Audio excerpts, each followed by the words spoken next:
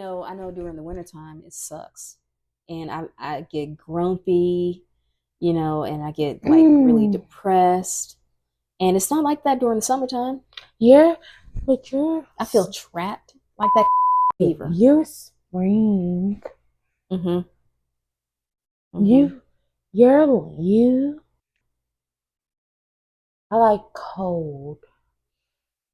It's Ugh. 39 degrees. It feels good. Mm-mm.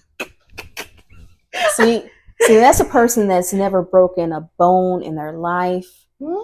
and doesn't feel when the winter weather changes and when it's Hmm? -10 degrees and you feel it in your bone, the spot where you I broke that bone. sweat. Yeah. I be hot as fuck. I need some vitamin D. I mean that the winter pressure, the dry air, the Mm. coldness all the way to the bone. See, you never really been cold. You always been comfortable. You always been in the I be house, hot. really.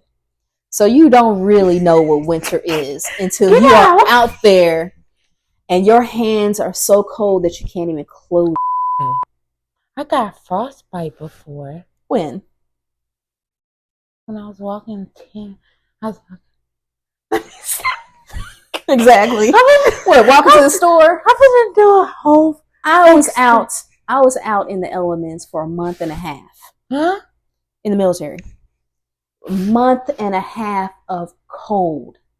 And when I'm talking about cold, when, like I said, You you was cannot close your outside. hands. And I had gloves on.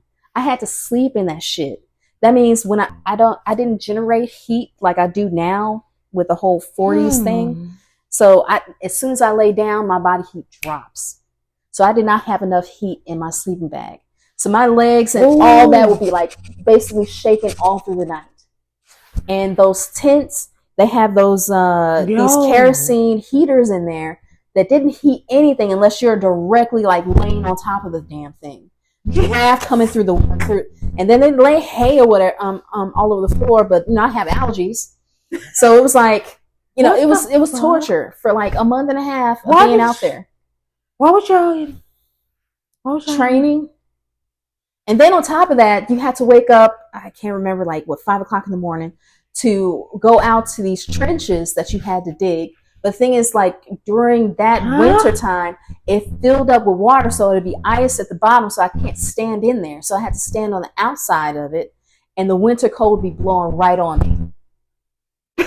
And I had my military clothes on, but it can only handle so much. And like I said, as soon as I lay down, my body heat drops.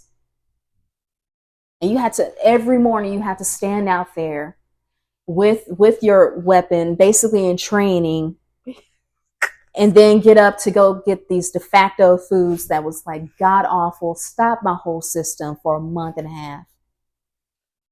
Couldn't really eat. Girl, I'm just talking about like torture. It was torture for me. I wish I would have had the sense of like, get me the fuck here. But I didn't have enough sleep.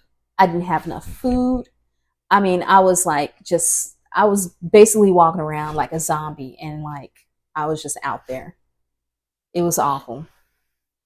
And that was just training because we were planning on this is during the Iraq war, Oh. and we were planning on going overseas, but for Yeah. some reason, and what they told me was like Turkey didn't want United States in it, so we had to kept we were waiting and waiting and waiting.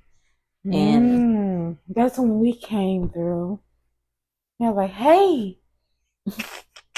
He's like, yeah, yeah, bitch, I'm not going over here. yeah, we went somewhere in Missouri just for training.